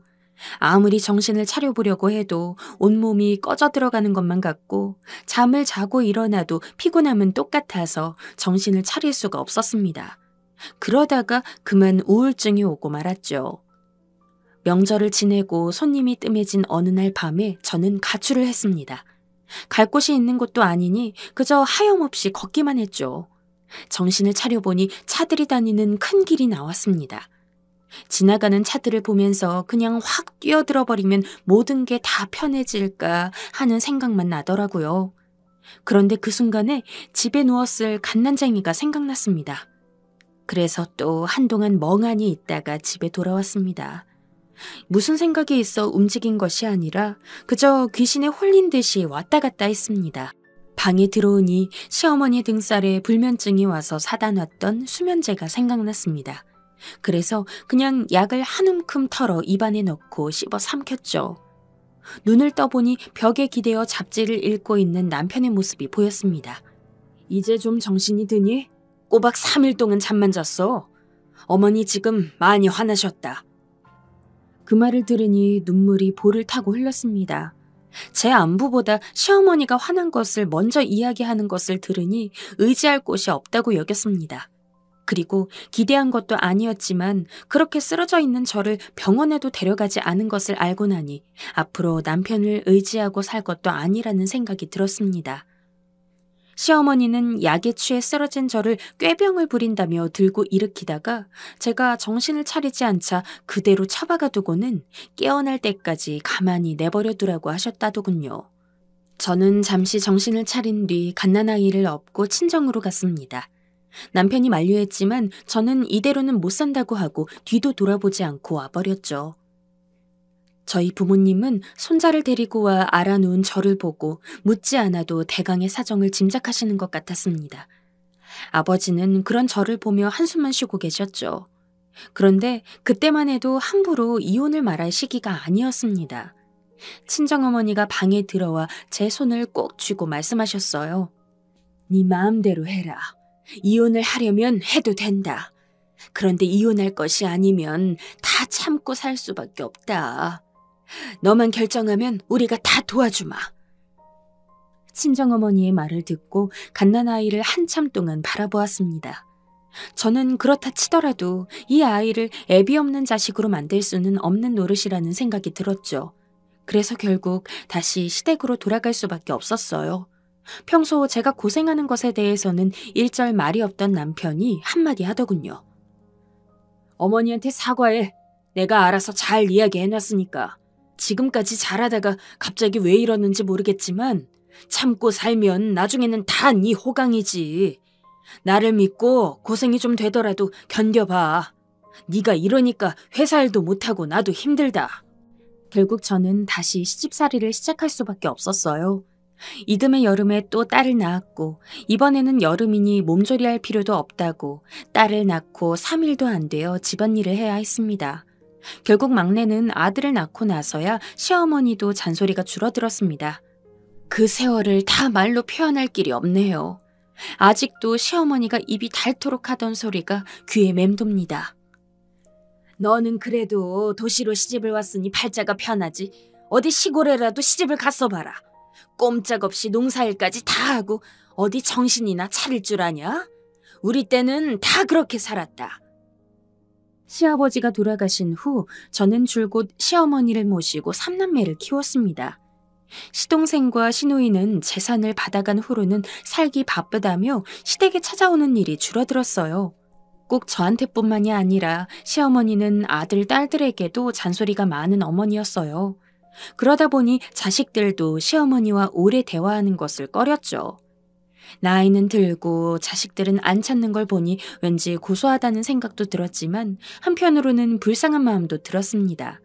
옛날 여자분들 치고 시집살이를 안 시키는 분이 드물었으니 저 하나야 그렇다 치고 엄마로서 자식들이 안 찾는 건 분명 불쌍한 일이긴 하죠. 하지만 나이가 든다고 시어머니의 그 서슬이 어디 가는 건 아니었어요. 그렇게 저 혼자 시어머니를 모시고 시집살이를 했고 어느새 저도 환갑이 훌쩍 넘은 나이가 되었습니다. 그런데 언제부터인가 시어머니가 심상치 않은 행동을 보이기 시작했습니다. 언젠가부터 밤에 잠꼬대가 심해지셨어요. 아주 고함을 치고 난리였죠. 깜짝 놀라서 달려가 보면 발길질까지 해가면서 잠꼬대를 하고 있더라고요. 남편이랑 둘이서 얼마나 놀랬는지 모릅니다. 그러더니 얼마 지나지 않아 도저히 제가 하는 밥이 짜서 드시지를 못하겠다고 불같이 화를 내기 시작했습니다. 너는 여태 살림 살면서 간도 하나 못 맞추냐며 그 나이 되도록 음식도 제대로 할 줄 모른다면서 타박을 하시고는 대접에 물을 담아 반찬을 씻어 드시더라고요.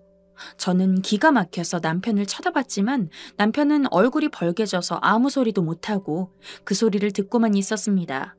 그래서 될 수 있는 대로 싱겁게 해드려도 마찬가지였어요.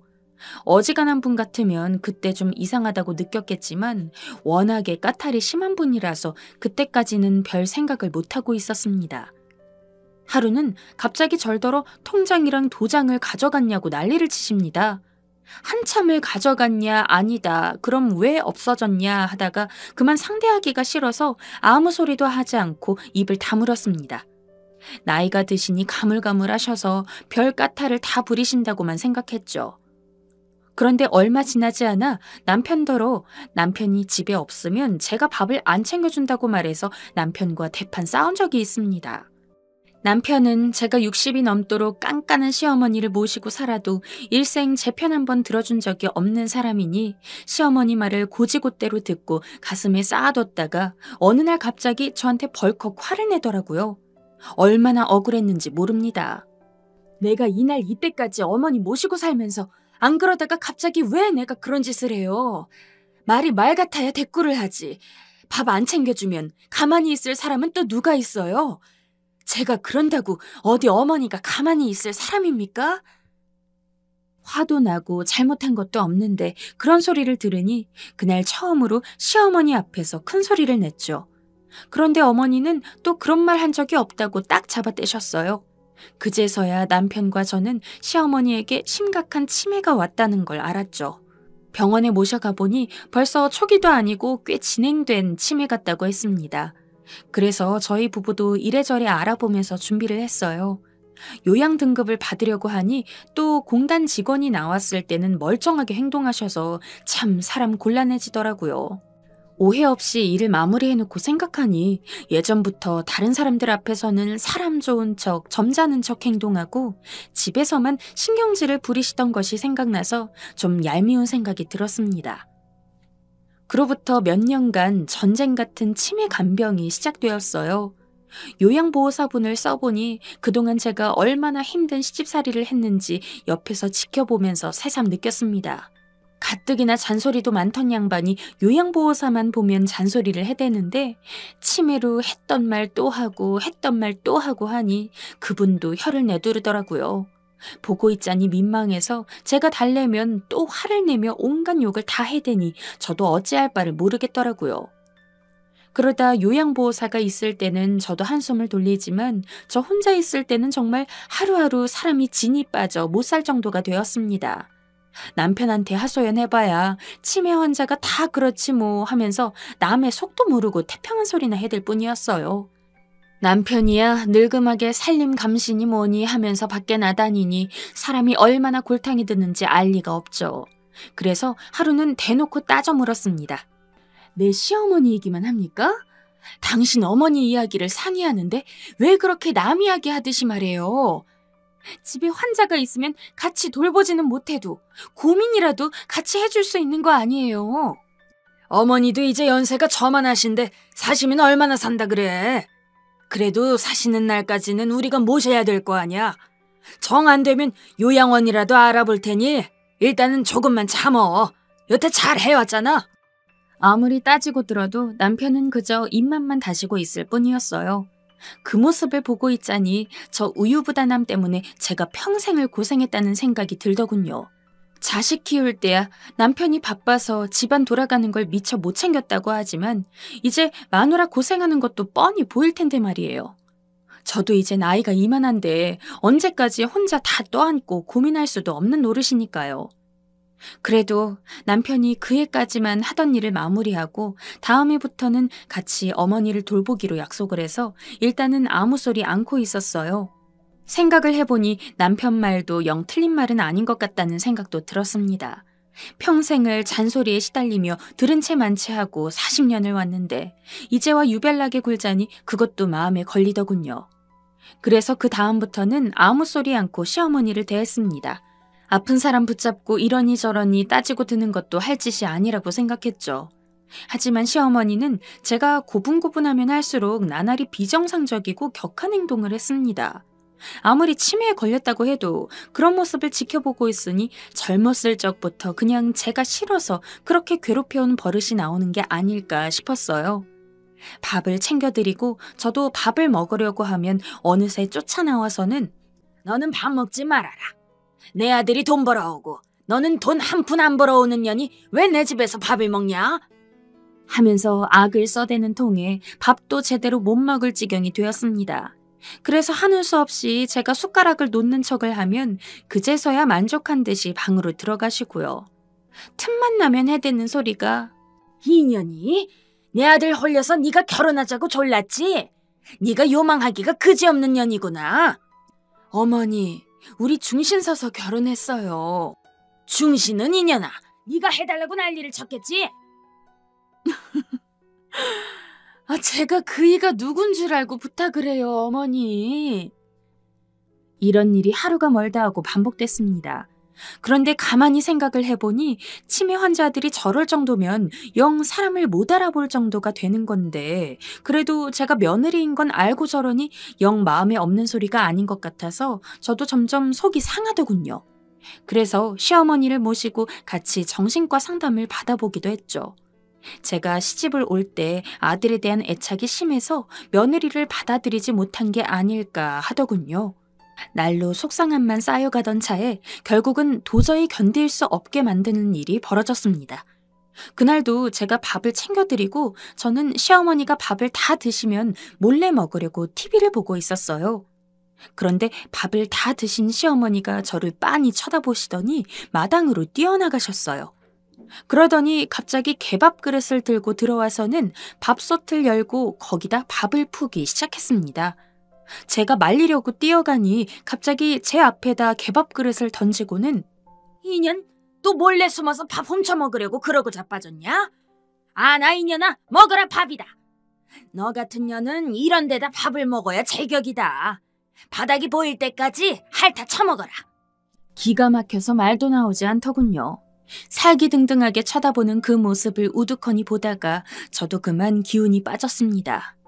예, 어머님 거기 두세요. 이따가 먹을게요. 얼른 방에 들어가세요, 얼른. 시어머님을 방에다 모시고 돌아 나오는데 시어머니 입에서 무서운 말이 튀어나왔습니다. 저게 그때 그만 약을 처먹고 죽어버렸어야 했는데. 낮게 읊조리는 그 소리에 저는 그만 온몸에 소름이 돋았습니다. 어머님, 방금 뭐라고 하셨어요? 뭘 쳐다봐 이년아. 네가 그래도 아들이라도 하나 낳았으니 여태 목숨 부지 않는 줄 알아. 안 그랬으면 나라도 니년 입에다 약을 부어버렸을 거야. 저는 그제서야 40년 전 그날의 진실을 이해할 수 있었습니다.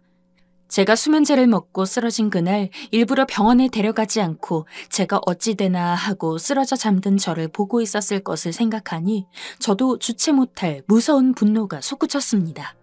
그날 저녁 저는 남편을 붙들고 단판을 지었어요. 나는 더 이상 어머니 못 모셔요. 요양원에다 모시는 게 좋을 것 같아요. 당신 갑자기 왜 그래? 무슨 일이 있어? 무슨 일이고 뭐고 간에 간병을 못하겠다는 게 아니라 어머니랑은 이제 더 같이 못 삽니다. 그리 아세요. 에이 참. 아니, 저번에 이야기가 다 된 거 아니야. 올해만 어떻게 버티라니까. 그 다음부터는 내가 모신다고. 요양원에 보내면 그 사람들이 어머니를 제대로 돌보겠어? 그러면은 당신만 효자입니까?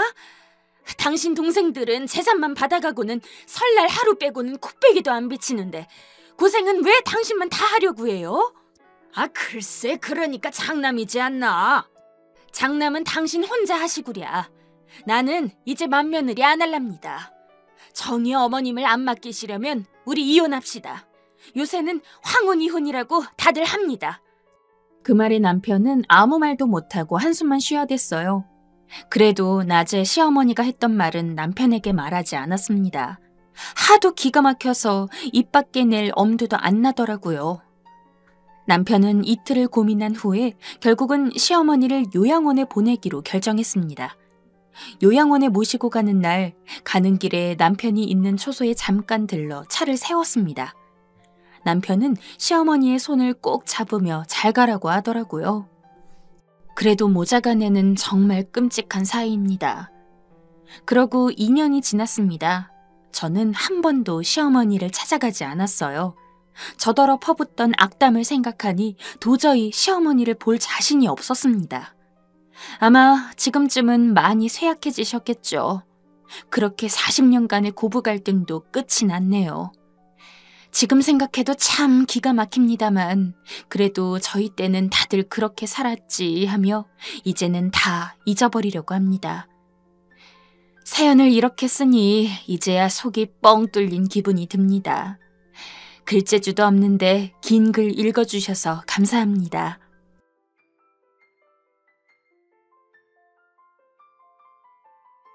안녕하세요. 평범하게 살고 있는 흔한 대한민국 사람입니다. 사연을 듣고 계시는 여러분들은 미신을 믿으시나요? 저에게 믿지 못할 일이 일어나서 여러분들에게 자랑을 좀 하려고 합니다. 제가 생각해도 많은 분들이 믿지 못할 것 같아요. 제 사연을 들으시고 좋은 기운 받아가시면 좋을 것 같습니다. 보통 애들한테 엄마가 좋아, 아빠가 좋아? 라는 질문을 많이 하잖아요. 어렸을 때는 늘 엄마라고 답했지만 중학교 이후부터 그런 질문을 들었을 때에는 아빠라고 답했던 것 같았습니다. 저희 아버지는 옛날 사람 같지 않게 참으로 호탕하고 좋으신 분이었어요. 제가 어릴 때만 해도 아들과 딸을 차별하는 일이 많았기에 없는 형편에 좋은 거 있으면 무조건 아들 몫이었고 딸에게는 그런 기회가 돌아가지 않았습니다. 하지만 저희 아버지만은 달랐어요. 제 위에는 2살 위에 누나가 한 명 있는데 아버지는 저와 누나를 모두 공평하게 사랑해 주셨습니다. 누나가 잘못을 해도 호되게 야단을 쳤고 제가 잘못을 해도 호되게 야단을 치셨죠.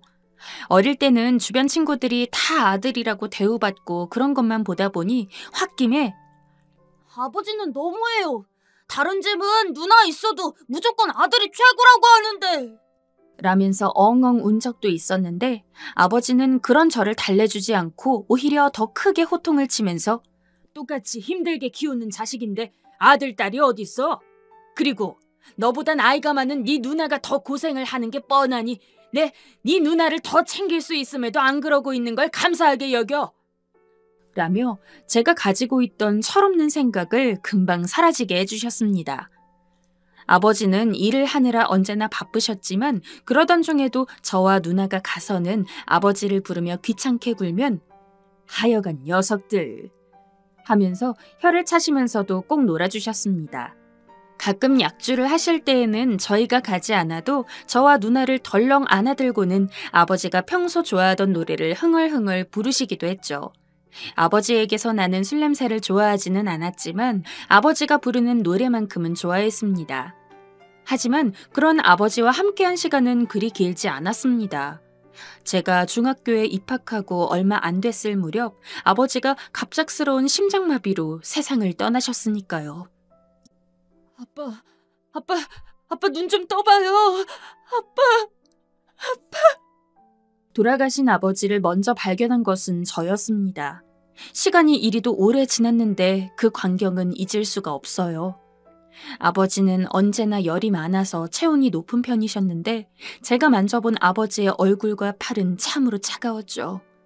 감긴 눈과 살짝 열린 입술, 그리고 뻣뻣한 피부, 흔드는 대로 종이장처럼 흔들리는 몸.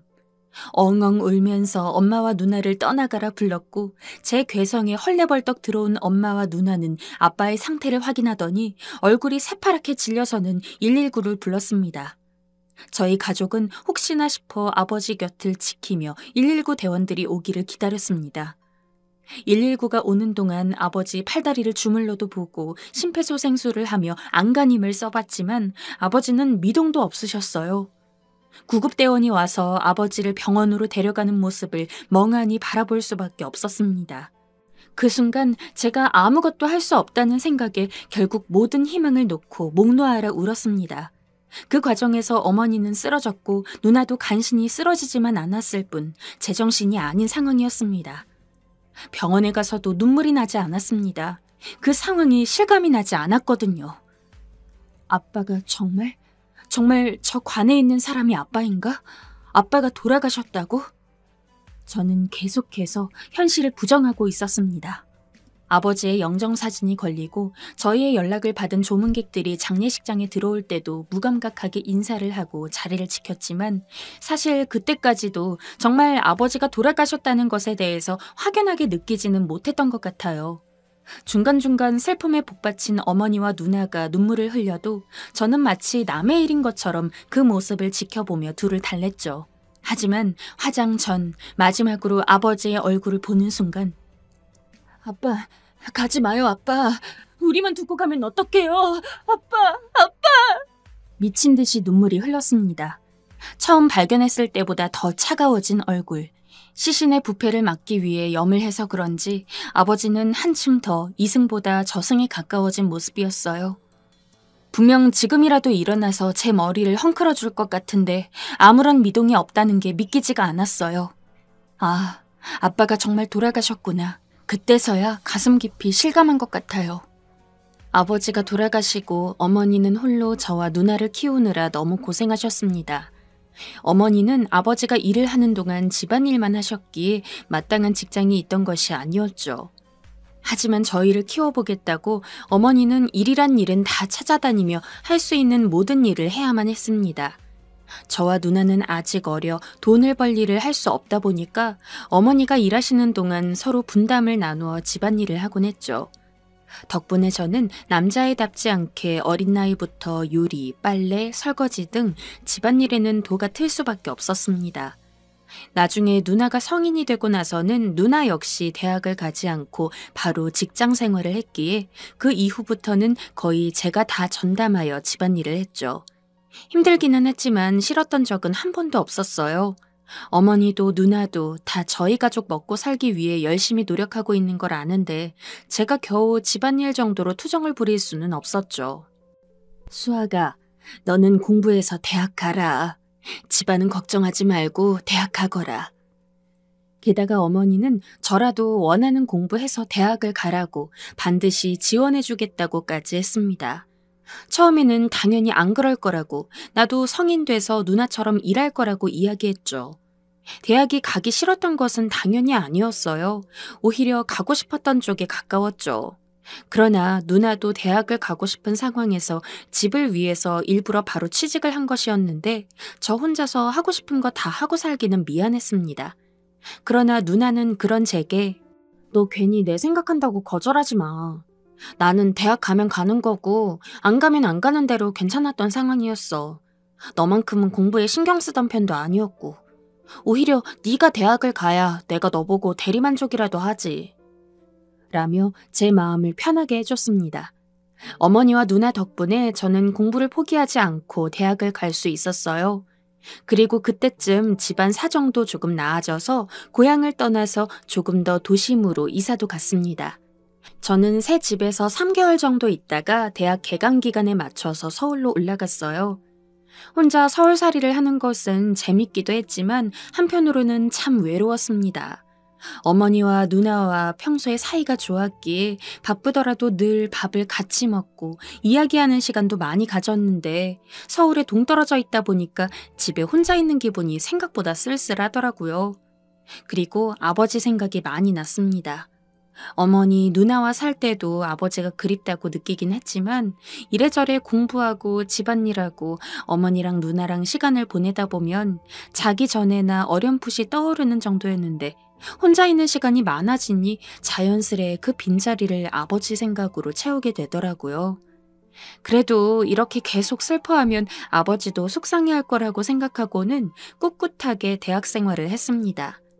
다행히 좋은 친구들도 만났고 성적도 잘 나오고 남은 시간에는 동아리 활동도 하면서 즐겁게 보냈습니다. 그러던 어느 날 동아리에서 처음으로 다 같이 MT를 떠나자는 이야기가 나왔어요. 그동안 MT를 갈만 하면 학교 내에서 사건이 터지거나 아니면 멤버 누가 시간이 안 돼서 미뤄지기를 반복했는데 처음으로 다 같이 시간이 맞아서 함께 버스를 타고 MT를 떠나기로 했죠. 펜션도 크고 근처에 냇가도 있어서 무척이나 기대가 됐습니다. 그런데 MT를 떠나기 약 3일 전 그동안 한 번도 꿈에 나오지 않았던 아버지가 처음으로 제 꿈에 나왔습니다. 그때는 꿈인 줄도 몰랐어요. 제가 어떤 길을 걷고 있었는데 저 멀리서 아버지가 저를 마주보고 있는 상태로 서 있더라고요. 제가 다가가서는 아버지, 여기서 뭐 하세요? 라고 하니까 아버지가 그런 저를 묵묵히 쳐다보더니 갑자기 안 된다, 안 돼! 라는 이야기를 반복했습니다. 뭐가 안 돼요, 아버지?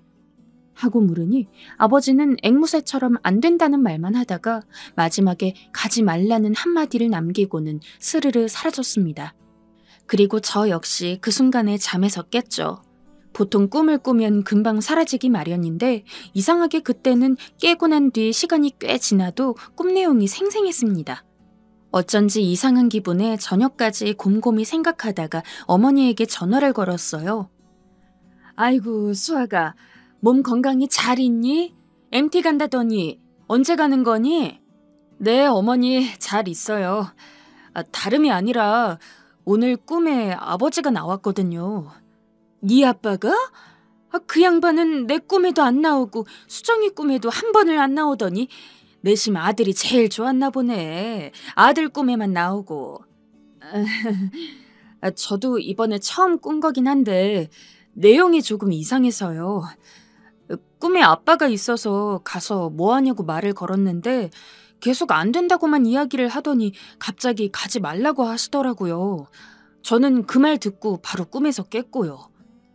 제 꿈 이야기를 듣자마자 어머니는 바로 제 동아리 MT가 생각나신 모양이었습니다. 사실 저도 꿈에서 깨고 난 뒤에 동아리 MT 생각이 나기는 했는데 제가 괜히 꿈에 과민 반응하는 거라고 여겼거든요. 하지만 어머니는 저와는 다르게 네 아빠가 그렇게까지 나와서 이야기를 할 정도면 무슨 일이 나는 거 아닐까 싶다 나는. 꼭 가야 하는 게 아니면 너라도 빠지면 안 될까? 엄마가 걱정이 너무 되네. 라며 제가 MT를 가지 않기를 원했습니다. 일단 조금 더 생각해보기로 하고 전화를 끊었지만 어머니가 그렇게까지 염려를 하는 MT를 굳이 부득부득 갈 필요는 없다고 생각해서 아쉬운 마음은 있었지만 집에 갑자기 큰일이 생겨서 못 가게 됐어. 미안 얘들아. 내모까지 재밌게 놀다 와라. 하며 바로 MT 전날에 못 간다고 이야기를 했습니다. 어머니는 너무 좋아하셨죠. 얼결에 시간이 빈 저는 집에서 오랜만에 TV를 보고 침대에 누워 시간을 보냈습니다. 그런데 갑자기 핸드폰이 불난 듯이 울리길래 뭔가 하고 보니까 저희 동아리 멤버들이 MT를 가기 위해 탔던 버스가 전복 사고가 난 것이었습니다. 다행히 동아리 사람들은 다 멀쩡했지만 워낙 큰 사고여서 한 명이 죽기까지 했죠. 순간 온몸에 소름이 쫙 돋았습니다. 만일 제 꿈에 아빠가 나오지 않아서 제가 예정대로 MT에 갔으면 저 역시 그 사고 현장의 피해자로서 있게 될 수도 있었던 거니까요.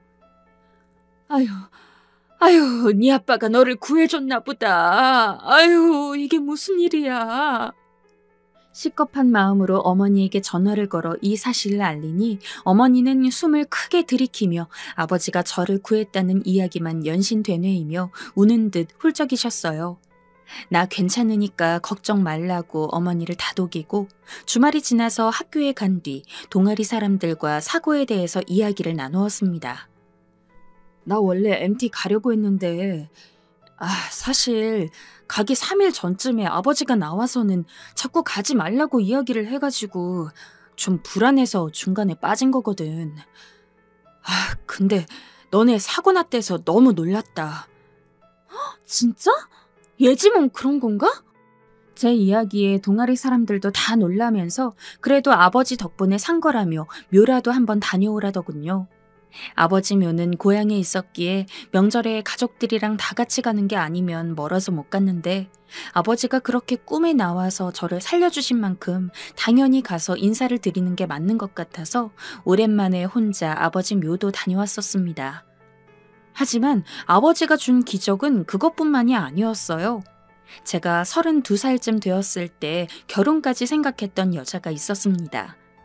직장 내 사람들한테 소개를 받았었는데 첫눈에 반해서 사귀어줄 때까지 쫓아다녔고 사귀면서도 내내 행복하고 좋아서 최대한 빨리 결혼하고자 돈도 열심히 벌었거든요. 이제 슬슬 결혼하자고 해볼까? 라는 생각을 하던 때 어김없이 아버지가 꿈에 나왔습니다. 꿈의 내용은 별거 아니었어요. 저는 평소처럼 여자친구와 데이트를 하고 있었는데 뒤에서 누가 막 달려오는 느낌이 들어 뒤를 돌아보니 아버지가 여자친구 손을 잡고 있는 제 손을 떼더군요. 그러고는 안 된다고 거듭 외쳤습니다. 예전에 버스 사고 전에 꿨던 꿈과 비슷한 느낌이 들어서 그렇게 사랑하는 여자친구였는데도 일순 찝찝한 느낌이 들었죠. 그래서 너무 과한 처사라고 생각할 수도 있겠지만 심부름센터를 통해서 뒷조사를 했어요. 뒷조사를 하면서도 설마 뭐가 걸리겠어? 라는 생각은 했던 것 같습니다.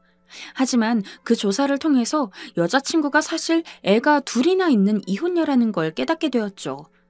저한테는 한 번도 결혼을 했었다는 말을 한 적이 없었고 심지어는 나이까지 속인 상황이었습니다. 그 길로 바로 여자친구와 헤어졌고 저는 다시 한번 아버지가 제 인생을 구했다고 생각했죠. 큼직하게 생각나는 것은 저 두 가지이지만 아버지는 그 외에도 크고 작은 일을 앞두었을 때 제 꿈에 나오셨습니다. 이미 아버지가 꿈에 나온 덕에 큰 고비를 2번이나 넘겼던 저이기에 아버지가 꿈에 나올 때면 아무리 마음을 먹은 일이라고 하더라도 무조건 2번, 3번 더 고사하는 것이 버릇이 되었습니다. 이제는 내심 뭔가 일이 생기면 오늘 밤 꿈에는 아버지가 나올까 하는 생각도 했죠. 하지만 너무 아버지에게 의존해서일까요? 거의 몇 년간 아버지는 더 이상 꿈에 나오지도 않았습니다. 사실 꿈에서라도 아버지를 볼 수 있었다는 게 좋았던 저는 이제 기억에서도 점점 흐릿해져가는 아버지가 너무 그리웠죠. 어머니와 누나에게도 혹시 아버지 꿈에 나오고 그래? 하고 물었지만 기껏해야 개꿈처럼 1~2번 본 이후로는 한 번도 나오지 않았다고 하더라고요. 아쉬운 마음으로 내심 아무런 내용이라도 좋으니 아버지가 나왔으면 좋겠다고 생각하며 샀는데 약 몇 달 전부터 아버지가 주기적으로 꿈에 나오기 시작했습니다. 한창 자주 나오실 때도 이렇게까지 매일같이 꿈에 나온 적은 없었기에 참 낯선 일이었습니다. 이리 와봐라. 이리 와. 수아가 이리 오래도. 꿈에 나온 아버지는 어떤 산등성이 근처에서 저를 보고 계속 이리 오라고 불렀습니다. 그러다가 제가 몇 걸음 다가가려고 하면 꿈에서 깼죠. 이런 내용의 꿈을 거의 하루도 안 거르고 꿨어요. 처음에는 당연히 왜 그러는지 몰랐습니다. 그저 몇 년 만에 다시 보는 아버지 얼굴이 반가웠을 뿐이죠. 그래서 어머니와 누나한테도 전화를 걸어서 오랜만에 아버지 꿈에 나왔어요. 건강해 보이시더라고요.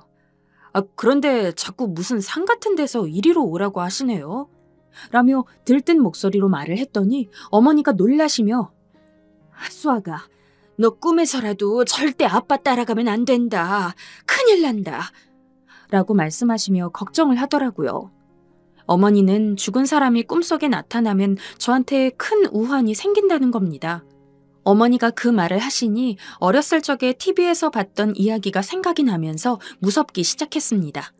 그런데 어머니에게 전화통화를 한 그날도 어김없이 아버지는 꿈에 나와서 똑같은 행동을 하셨습니다. 어머니가 하신 말씀도 계속 생각나면서 무섭기 시작했어요. 그런데 꿈에 아버지가 나올 때마다 자세히 살펴보니 배경이 익숙하다는 것을 알게 되었습니다. 선명한 기억은 아니었지만 아무래도 아버지가 묻혀 계신 선산 주변인 것 같았어요. 장소를 특정하고 나니 더욱 무서웠던 것 같아요. 아무래도 내 조상들이 묻힌 곳이긴 하나 죽은 사람들이 있는 것이기도 하니까요. 그런데 문득 꿈속에서만 아버지를 안 따라가면 되는 게 아닌가? 라는 생각이 들기 시작했습니다. 어머니 말씀을 들은 뒤로는 아버지가 꿈속에 나타날 때 반가움보다는 두려움이 더욱 컸기 때문에 묘소에 가서 소주라도 뿌려드리면 아버지가 나한테 서운한 게 있으면 풀리시지 않을까라는 생각을 했습니다. 그때 한참 이 핑계 저 핑계 대며 안 찾아뵌 지 오래됐었거든요. 그래서 나를 잡고 선산에 오르기 시작했습니다. 그런데 참 신기하게 아버지 묻혀 계시는 선산 근처에 도착하니 꿨던 꿈이 선명해지면서 아버지가 매번 서 계셨던 나무가 보였어요. 묘와는 조금 거리가 있었고 산 가장 아래에 심겨져 있는 나무였죠. 꿈이 현실이 된 것만 같은 기분에 오묘한 마음으로 그 나무에 다가갔습니다. 주변에 다른 나무들도 많았지만 그 나무는 유독 크기도 크고 가지도 굵었죠. 그리고 빨간색 같은 게 희미하게 보이기 시작했어요. 오래된 세월의 흔적인지 그 부분을 손으로 휙휙 저었더니 빨간색 띠가 밑둥을 감싸며 묶여 있었습니다. 그걸 보고 난 후 이상한 직감이 들었어요. 이 나무에 무언가 비밀이 있다고나 해야 할까요? 암튼 왜 다른 나무들은 멀쩡한데 이 나무만 띠가 둘러져 있지? 라는 의문이 들면서 앞에 쭈그리고 앉아 떨어진 장가지들을 주워서 땅을 팠습니다. 그런데 얼마 파지도 않은 상황에서 나뭇가지 끝에 뭐가 걸렸습니다. 자잘한 돌인 줄 알고서 빼내기 위해서 주변을 같이 팠는데 안에 있던 건 돌이 아니라 웬 나무 상자였죠. 오래됐는지 흙냄새가 엄청 진했어요. 순간 가슴이 쿵쾅거리기 시작했습니다. 떨리는 손으로 상자를 열어보았는데 상자 안에는 제가 상상치도 못한 게 들어있었어요. 저는 그 종이를 보자마자 떨리는 손으로 바로 어머니에게 전화를 걸었습니다. 어머니, 아버지가 남긴 땅문서를 발견했어요. 이거 아무리 봐도 땅문서 같아요. 제 이야기를 들은 어머니는 뭐? 땅문서? 라고 놀라셨고 저는 바로 집에 올라가겠다며 누나를 불러달라고 했습니다. 바로 집으로 가는 버스를 끄는 저는 설레는 마음을 감출 수가 없었죠. 땅문서를 고이 접어놓은 상자를 품에 꼭 안고 집까지 가면서 오만 가지 생각을 다 했습니다. 분명 땅문서에 적혀있는 이름은 아버지였기에 아버지가 가지고 있던 땅임이 확실했어요. 사정 설명도 없는 갑작스러운 부름에 졸지에 집에 오게 된 누나는 대체 무슨 일인데? 라며 궁금해했고 저는 상자를 거실에 내려놓고는 땅문서를 꺼내어 누나와 어머니에게 보여주었습니다. 나는 그 양반이 이런 땅을 가지고 있을 거라는 생각은 하지도 못했다. 살아생전 그리 넉넉지 않은 집안이었기에 저희는 물론 어머니조차도 땅이란 게 있을 거라고는 꿈도 꾸지 못한 것이었죠. 그러면서 너희 아버지가 미신을 그렇게 믿었어. 선산에다가 묻어두면 좋은 일이 있을 거라고 생각했던 것 같아. 예전에도 나랑 같이 돈도 묻어두었던 적이 있었어. 은행에 넣어두는 것보다 조상들이 기운을 넣어주는 게 더 좋다고 말이야. 그 돈은 금방 다시 찾았었지만 이런 집문서가 있을 줄은 꿈에도 몰랐다. 라고 말씀하셨습니다. 일단 얼마 안 되는 땅이라고 할지라도 저희 집은 당장 한 푼이라도 더 있으면 그걸로 좋았기에 저는 어머니에게는 집에 있으라고 하고 누나랑 함께 다음날 등기소에 가서 땅에 대해 알아보았습니다. 그런데 세상에 얼마 되지 않을 거라고 생각했던 땅이 개발 예정지로 지정이 되어서 땅값이 무려 1억에 달한다는 것이었습니다. 저와 누나는 그 금액을 듣고도 믿지를 못했어요. 1억은커녕 몇 천만 원도 제대로 손에 넣어본 적이 없었는데 졸지에 아버지가 남겨주신 땅 때문에 어안이 벙벙할 수밖에 없었습니다. 등기소를 나오며 저는 누나와 얼싸안고 눈물을 흘렸습니다. 그리고 바로 집에 가서 어머니에게도 이 사실을 알려드리니 어머니 역시 울음을 터뜨리셨죠. 아버지는 돌아가셨기에 묻지 못하지만 아무래도 저희 세 가족이 너무 힘들게 사니까 마지막까지 저희를 도와주시기 위해서 아껴오던 땅까지 내어주신 거라는 생각이 들었습니다. 저희는 함께 고향으로 잠시 돌아가 아버지 묘에 들러 소주를 묘지에 뿌리고 너무 고맙고 감사하다며 연신 아버지에게 인사를 했습니다. 그리고 혹시 몰라서 누나와 함께 주변 땅을 일주일간 더 파보았지만 아무것도 나오지는 않았습니다. 지금은 법적 절차를 다 마친 상태고 이제 가족들이랑 상의해서 땅을 처분해서는 돈을 나누려고 합니다. 아버지가 돌아가시고 정말 단 한 번도 그립지 않은 적이 없었는데 이렇게 돌아가셔서까지 저희 가족을 챙겨주시는 아버지 덕에 요 근래는 그리움이 조금 더 깊은 것 같습니다. 나이 먹고 아직까지 아버지 품에서 보호받는 것 같아서 괜히 부끄럽네요. 이렇게까지 챙겨주지 않아도 되니 다음에는 조금 더 편하고 좋은 모습으로 꿈에서 자주 만나뵐 수 있었으면 좋겠어요. 아버지, 너무너무 보고 싶습니다. 하늘에서까지 저와 엄마 그리고 누나를 지켜주셔서 감사합니다. 제 사연을 들어주신 여러분들에게도 감사합니다. 아직 부모님이 살아계시다면 꼭 있을 때 잘해드리세요.